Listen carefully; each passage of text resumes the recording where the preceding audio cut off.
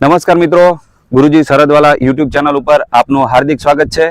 હું વિનોદ ગોસ્વામી ફરી એક નવા વિડીયો સાથે આપની સમક્ષ લખપત તાલુકાના કુરિયાણી ગ્રામ પંચાયતની અંદર આવતું ગામ મુધવા અને મુધવા ગામની અંદર આવવા જવા માટે અત્યારે રોડ અને રસ્તાની કોઈ વ્યવસ્થા નથી. જે રસ્તો પીડબ્લ્યુડી દ્વારા બનાવવામાં આવ્યો હતો એ રસ્તો ફોરેસ્ટ દ્વારા 6 થી 7 વર્ષ પહેલા જે છે એ કામ અટકાવવામાં આવ્યું છે અને માણસોને ગામથી અત્યારે માર્કેટ સુધી જવું હોય, કરિયાણા લેવા માટે જો માર્કેટ સુધી પહોંચવું હોય તો પણ તકલીફ પડે છે. હોસ્પિટલ ખાતે કોઈ પણ ઇમરજન્સી આવી જાય કે કોઈ પણ મહિલા માતાઓ બહેનો જો કોઈ ગર્ભવતી હોય તો પણ જે છે એમને ઇમરજન્સીમાં જે છે વર્માનગર સુધી પહોંચવામાં બહુ મોટી તકલીફ પડે છે. આ જગ્યાએથી એમ્બ્યુલન્સ જે છે એ જઈ શકે એવો એ ટાઈપનો કોઈ રસ્તો નથી. આ જગ્યાએ ના કોઈ એમ્બ્યુલન્સ જઈ શકે છે, ના કોઈ ફોર વ્હીલર જે છે આ જગ્યાએ આવી જવી શકે છે.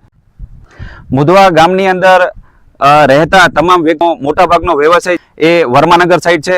સાઈડ જે આવવા માટેનો જે રસ્તો જે છે એની કનેક્ટિવિટી જે છે એ તૂટી રહી છે. તો આ જગ્યાએ ખરેખર જે છે ગ્રામ પંચાયતે અને તંત્રએ આ જગ્યાએ ખરેખર ધ્યાન આપવું જોઈએ કે આ લોકોને જે ખાવા પીવાની જે સુવિધા જે છે એ લોકોને મળી રહે, આવવા જવા માટે ટ્રાન્સપોર્ટેશન આ લોકોને જે છે મળી રહે અને આ લોકોનું જે વ્યવસાય જે છે એ રોજબરોજ જે છે એ પણ જળવાઈ રહે કે આવવા જવા માટે આ લોકોને તકલીફ ન પડે એમ. તો કેટલા સમયથી આપને આ જે છે તકલીફ પડી રહી છે વરસાદના સમયમાં? મહિનો થયો છે. મહિનામાં તકલીફ પડી છે. અમારે ના અહીંયા મજૂરી ઉપર આવી શકે, ના ત્યાં ક્યાં ખેતર પાસે જ આવી શકે, ક્યાં ટેમડા ભરાઈ ગયા, રસ્તા પીટી ગયા, એટલે અમારા માણસ છે અહીંયા મજૂરી કરવા આવે વર્માનગર, ત્યાં પહોંચી નથી શકતા. વચમે પાણી ભરાઈ ગયા, રસ્તા ખરાબ થઈ ગયા, એના માટે ત્યાં જ ઘરે બેઠા છે. મહિનો થઈ ગયો.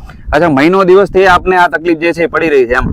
તો મિત્રો આપ જે છે જોઈ શકો છો કે વરસાદના સમયમાં આ લોકોને બહુ જ તકલીફનો સામનો કરવો પડે છે. તો તંત્રએ આ જગ્યાએ ખરેખર ધ્યાન આપવું જોઈએ અને આ લોકોના રોડ રસ્તા માટે જે છે જેમ બને તેમ તાત્કાલિક ધોરણે જે છે એમની વ્યવસ્થા કરવી જોઈએ.